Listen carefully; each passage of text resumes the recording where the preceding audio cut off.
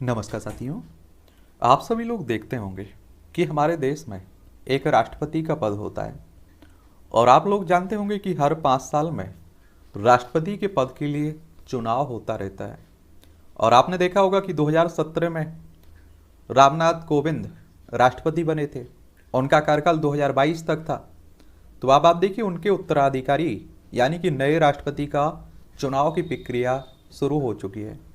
और आपने देखा होगा कि एनडीए की तरफ से, जिसमें आप देखिए भारतीय जनता पार्टी यानी कि बीजेपी मुख्य दल है और उसके सहयोगी दलों को मिलाकर एनडीए कह देते हैं, उसकी तरफ से द्रौपदी मुर्मू को राष्ट्रपति पद का उम्मीदवार बनाया गया है। वहीं अगर आप लोग विपक्ष की बात करें, जिसे आप लोग यूपीए कह देते हैं, और जिसमें आप देखते हैं कि कांग्रेस मुख्य पार्टी है और उसके सहयोगी दल को मिलाकर यूपीए कह देते हैं, उनकी तरफ से यशवंत सिन्हा को राष्ट्रपति पद का उम्मीदवार बनाया गया है। अब आपके सबके दिमाग में ये सवाल आता होगा कि आखिर राष्ट्रपति पद का चुनाव कैसे होता है और संविधान में संवैधानिक प्रावधान क्या है राष्ट्रपति का, और कौन बन सकता है आखिर राष्ट्रपति, और इसकी चुनाव की प्रक्रिया क्या होती है, या चुनाव कैसे होता है, प्रत्यक्ष तरीके से होता है या अप्रत्यक्ष तरीके से होता है, इसमें वोट कौन करते हैं, वोट देने का अधिकार किसे है। क्योंकि आप सभी जानते हैं कि आपके विधानसभा चुनाव होते हैं, तो अगर आपकी उम्र 18 साल हो चुकी होती है तो आप लोग वोट डालने जाते हैं। और इसी तरह लोकसभा सदस्य के लिए चुनाव होता है डायरेक्ट जनता के द्वारा। लेकिन राष्ट्रपति का चुनाव कैसे होता है, इस पर हम लोग बात करेंगे। और सिंगल ट्रांसफरेबल वोट यानी कि एकल संक्रमणीय निर्वाचन पद्धति क्या होती है, अनुपातिक प्रतिनिधित्व की व्यवस्था क्या होती है, वोट का मूल्य कितना होता है। क्योंकि आप देखिए कि आपका एक वोट डालते हैं आप लोग विधानसभा में तो एक ही रहता है, लेकिन इनका मूल्य अलग अलग रहता है। और वोटों की गिनती कैसे होती है, और इसमें आप देखिए कि आप लोगों ने देखा होगा कि विधानसभा में आप लोग वोट डालने गए होंगे कि आप लोग एक बटन पर ही एक तरह से एक वोट ही दे पाते हैं एक ही व्यक्ति को। लेकिन इसमें ऐसा नहीं होता है। इसमें आप लोगों के पास अगर 4 उम्मीदवार खड़े हैं तो आप लोग वरीयता से उन्हें वोट कर सकते हैं कि हमारी पहली पसंद ए है, हमारी दूसरी पसंद बी है, तीसरी पसंद सी है। इस तरह से आप लोग वरीयता दे सकते हैं। तो इन सब के बारे में हम लोग विस्तार से बात करने वाले हैं आज। और सबसे पहले आप लोग जान लीजिए कि आखिर राष्ट्रपति बन कौन सकता है, कौन राष्ट्रपति का चुनाव लड़ सकता है। क्या आप भी राष्ट्रपति का चुनाव लड़ सकते हैं? तो राष्ट्रपति पद के लिए उम्मीदवार बनने के लिए कई योग्यताएं होना जरूरी है, जिसमें आप देखिए अनुच्छेद 58 अगर आप लोग पढ़ेंगे तो एक उम्मीदवार को राष्ट्रपति के पद का चुनाव लड़ने के लिए अनिवार्य रूप का भारत का नागरिक होना चाहिए। क्या भारत का नागरिक उसे होना चाहिए। ये कहाँ कहा गया, ये कहा गया आर्टिकल 58 में। और उसकी आयु 35 साल होनी चाहिए। कितनी होनी चाहिए? 35 साल होनी चाहिए। और अनुच्छेद अगर आप लोगों ने 52 पढ़ा होगा 52, तो इसमें कहा गया है कि भारत का एक राष्ट्रपति होता है। ये भी आप लोग जरूर याद रखिएगा। और जिसकी उम्र कितनी होनी चाहिए? 35 साल होनी चाहिए। अगर आपकी भी आयु 35 साल हो चुकी है तो आप लोग भी चुनाव लड़ सकते हैं। लोकसभा का सदस्य बनने की योग्य होना चाहिए। देखिए योग्य होना चाहिए, वो लोकसभा सदस्य होना जरूरी नहीं है। इसके साथ ही भारत सरकार या किसी राज्य की सरकार के अधीन या किसी स्थानीय या अन्य प्राधिकरण के अधीन किसी भी उक्त सरकार के नियंत्रण के अधीन लाभ का पद का कोई पद धारण नहीं किया होना चाहिए, यानी कि उसे लाभ के पद पर नहीं होना चाहिए। इतनी तो आपको एक तरह से राष्ट्रपति बनने के लिए योग्यताएं चाहिए आपको, ये जरूरी है। आगे क्या संविधान का प्रावधान देख लीजिए। अनुच्छेद 54 कहता है राष्ट्रपति का चुनाव होगा। अनुच्छेद 55 कहता है राष्ट्रपति के चुनाव की प्रक्रिया की बात करता है। अनुच्छेद 56 कहता है राष्ट्रपति के पद का कार्यकाल कितना होगा। और अनुच्छेद 57 कहता है कि पुनर्निर्वाचन हेतु बाध्यता होगी, यानी कि एक बार अगर राष्ट्रपति कोई बन चुका है तो क्या वो दोबारा राष्ट्रपति बन सकता है, दोबारा राष्ट्रपति बन सकता है। तो हमारे देश में आप देखिए कई बार राष्ट्रपति बन सकते हैं, इसमें कोई दो राय नहीं होनी चाहिए। वहीं अमेरिका जाएंगे तो आप लोग 2 टर्म के लिए एक तरह से राष्ट्रपति बन पाते हैं। और अनुच्छेद 58 में कहा गया है राष्ट्रपति के रूप में चुनाव हेतु योग्यता क्या होनी चाहिए। भारत का नागरिक होना चाहिए, 35 साल आयु होनी चाहिए, ये सभी। तो मतदान से पूर्व आपको मालूम होना चाहिए कि नामांकन की प्रक्रिया शुरू होती है। आप लोग कोई भी चुनाव लड़ते हैं तो आपने देखा होगा कि आप लोग नामांकन करवाते हैं ना।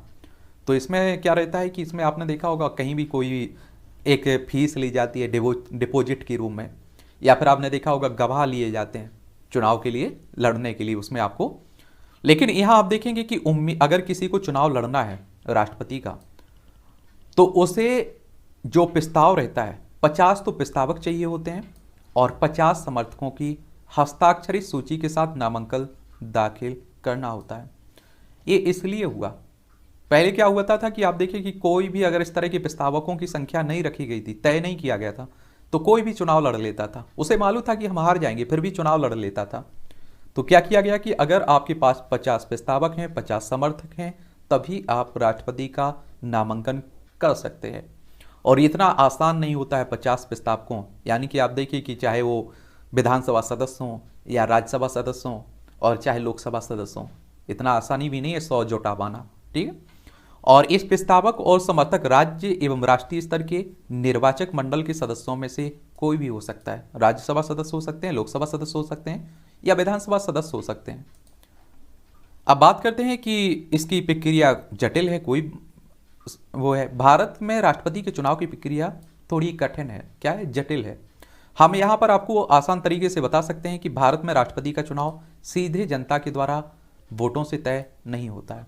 जनता राष्ट्रपति के चुनाव के लिए वोट नहीं करती है, बल्कि जनता जिनको चुनती है उनके वोटों से राष्ट्रपति चुना जाता है। लोकसभा सदस्य का चुनाव तो आप लोग करते होंगे ना। राज्यसभा चुनाव, राज्यसभा जो सदस्य होते हैं इनका चुनाव आप लोग नहीं करते। इनका चुनाव जो आप लोग विधायक चुनते हैं उनके द्वारा होता है। विधायक राज्यसभा सदस्य के सदस्यों को चुनाव करते हैं, उनके चुनते हैं। और ये तीनों मिलकर जो निर्वाचित सदस्य होते हैं, एक शब्द यहाँ जरूर याद रखिएगा, निर्वाचित सदस्य, फिर चाहे वो लोकसभा के हों, राज्यसभा के हों या विधानसभा के हों, यही राष्ट्रपति के चुनाव में भाग लेते हैं। इसलिए इसको अप्रत्यक्ष निर्वाचन कहते हैं, क्योंकि आप देखिए डायरेक्ट जनता के द्वारा नहीं चुने जा रहे, प्रत्यक्ष जनता के द्वारा नहीं चुने जा रहे। आपको फिर से क्लियर कर दें कि सिर्फ वो ही राष्ट्रपति चुनाव में मतदान कर सकते हैं जिनका चुनाव जनता करती है। और यानी कि सांसद और विधायक राष्ट्रपति चुनाव में संसद में नामित सदस्य और विधान परिषद के सदस्य वोट नहीं डाल सकते हैं, क्योंकि ये जनता द्वारा सीधे नहीं चुने जाते हैं। और आप देखिए कि यानी कि ना तो आपकी विधान परिषद के सदस्य इसमें भाग लेते हैं, और वैसे भी आप देखते हैं कि हर राज्य में विधान परिषद है भी तो नहीं, समझ रहे हैं।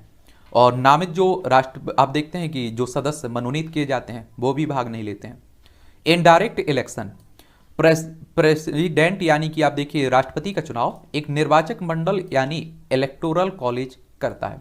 संविधान का अनुच्छेद 54 में इसका उल्लेख किया गया है। यानी जनता अपने प्रेसिडेंट यानी कि राष्ट्रपति का चुनाव सीधे नहीं करती है। क्या नहीं करती है? सीधे नहीं करती है, और बल्कि उसके वोटों से चुने गए लोग करते हैं, जो अप्रत्यक्ष निर्वाचन कहलाता है। वोट देने का अधिकार आखिर किस किस किस पास है? तो इस चुनाव में सभी प्रदेशों की विधानसभाओं के इलेक्टेड मेंबर यानी कि विधानसभाओं के जो निर्वाचित सदस्य हैं, विधायक हैं आपके, वो भाग लेते हैं। लोकसभा और राज्यसभा में जो चुनकर आए हैं जो सदस्य, वो भाग लेते हैं। तो ये आपकी क्लियर हो गया होगा कि राष्ट्रपति के चुनाव में केवल निर्वाचित सदस्य ही भाग लेते हैं जो चुने जाते हैं, ठीक है। प्रेसिडेंट यानी कि राष्ट्रपति की ओर से संसद में नॉमिनेटेड मेंबर वोट नहीं डाल सकते हैं, और राज्यों की विधान परिषदों के सदस्यों को भी वोटिंग का अधिकार नहीं है, क्योंकि वे जनता द्वारा चुने गए सदस्य नहीं होते हैं, ठीक है। और सिंगल ट्रांसफरेबल वोट, ये क्या होता है? इस वोट में एक खास तरीके से वोटिंग होती है जिसे सिंगल ट्रांसफरेबल वोट सिस्टम कहते हैं। यानी वोटर एक ही वोट देता है, लेकिन वह तमाम कैंडिडेट में से अपने प्रायोरिटी तय करता है, वरीयता तय करता है। यानी वह बैलेट पेपर पर बता देता है कि उसकी पहली पसंद कौन है, दूसरी कौन है और तीसरी कौन है।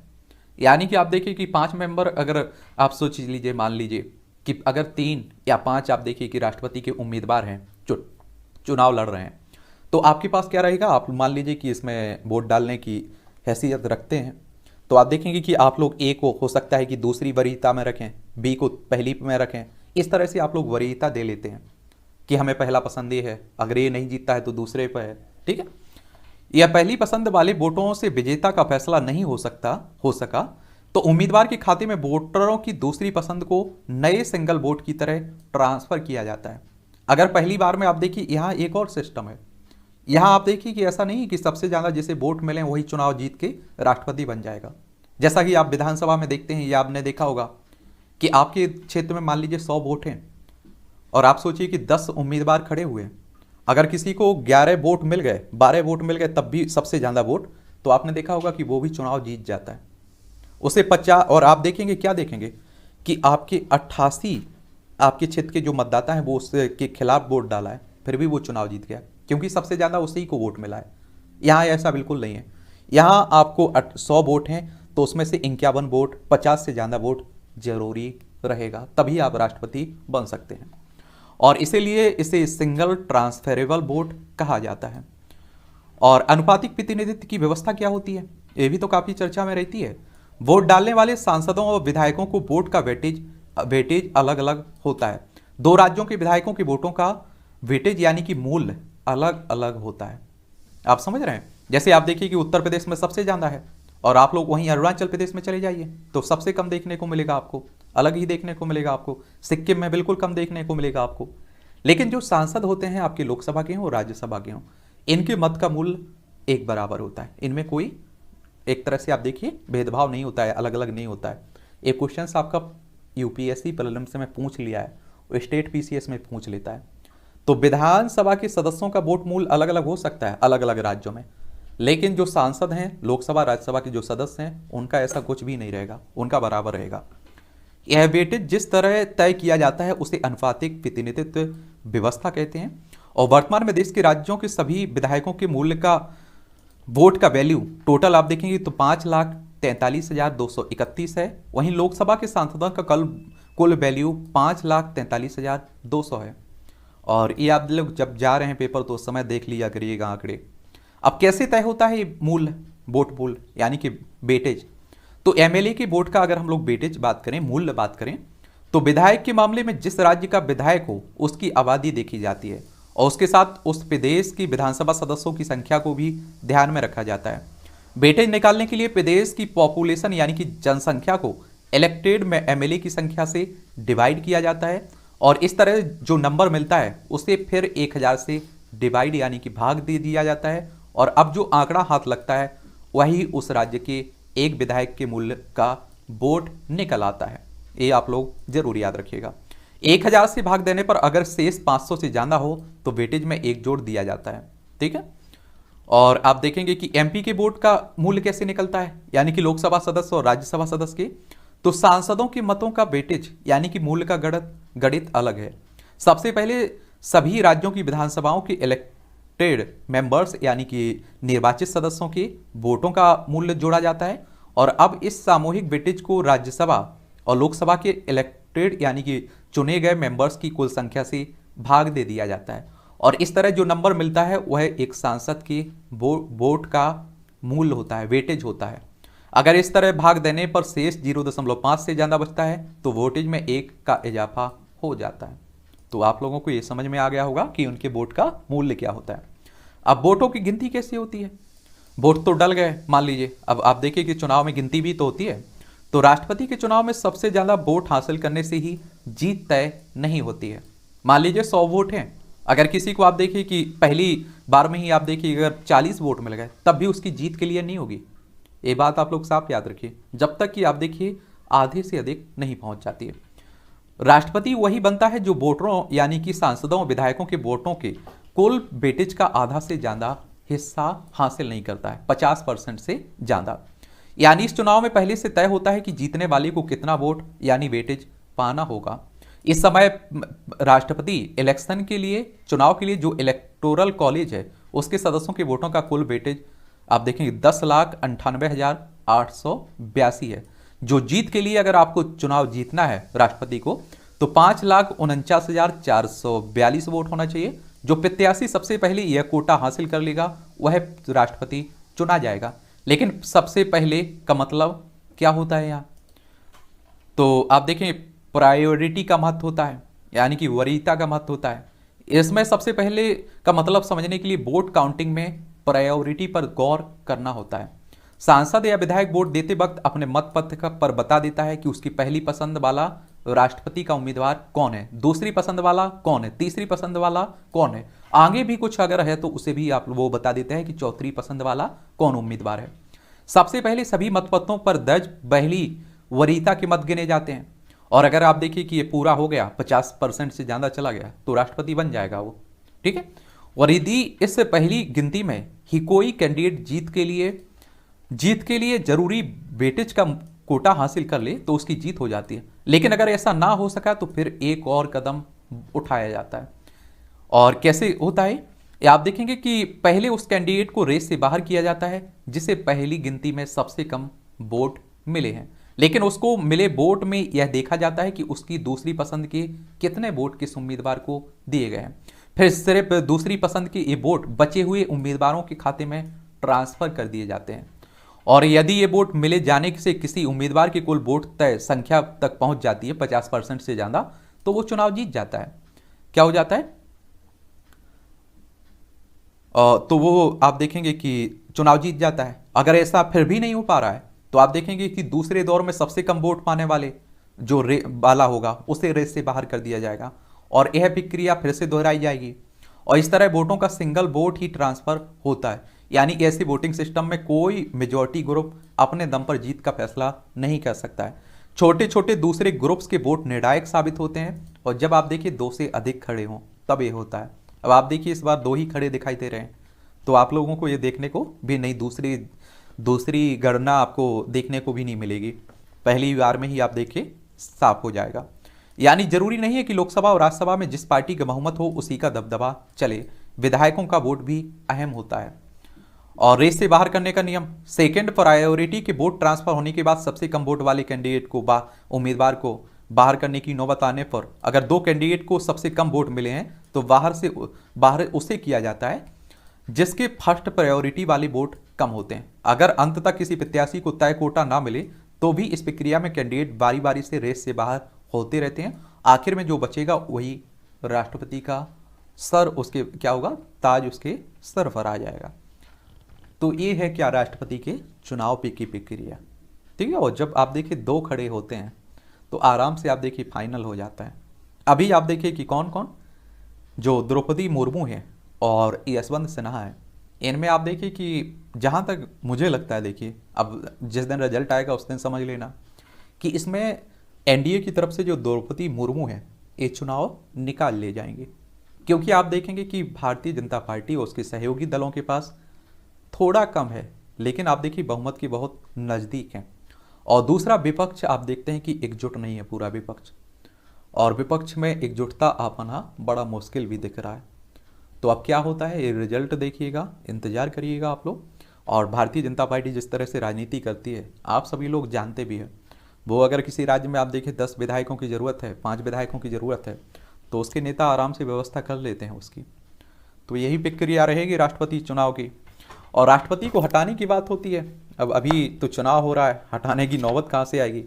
लेकिन फिर भी अगर हटाने की बात हो राष्ट्रपति को, तो आपको मालूम होगा कि अनुच्छेद 61 आपने पढ़ा होगा, राष्ट्रपति पर महाभियोग चलाने की प्रक्रिया की बात की गई है कि राष्ट्रपति साहब पर महाभियोग चलेगा अगर वो संविधान का उल्लंघन करते हैं तो। और वैसे भी आपको मालूम होगा, क्या मालूम होगा कि राष्ट्रपति भारत में कार्यपालिका का प्रधान भी होता है, प्रधान राष्ट्रपति होता है। तो ये भी आप लोग याद रखिएगा। चलिए, तो आप लोगों को मुझे लगता है कि समझ में आ गया होगा, नहीं समझ में आया हो तो ज़रूर बताइएगा। और वैसे ही आपको मालूम होगा कि हमारे पहले राष्ट्रपति डॉक्टर राजेंद्र प्रसाद थे, और अभी आप देखेंगे पहली महिला राष्ट्रपति श्री प्रतिभा देवी पाटिल थी। अगर आप देखेंगे जो आपकी द्रौपदी मुर्मू है ये राष्ट्रपति बन जाती हैं तो आप देखेंगे उड़ीसा राज्य की पहली राष्ट्रपति होंगी ये, उड़ीसा राज्य से इनका संबंध है। और आप देखें आदिवासियों में अगर आप देखें तो पहली आदिवासी राष्ट्रपति होंगी और दूसरी महिला राष्ट्रपति होंगी। ये आप लोग जरूर याद रखिएगा। तो ये आप देख लीजिएगा क्या होता है, फिर बताइएगा, आप लोग भी बताइए, अपनी राय भी आप लोग दे सकते हैं नीचे, ठीक है।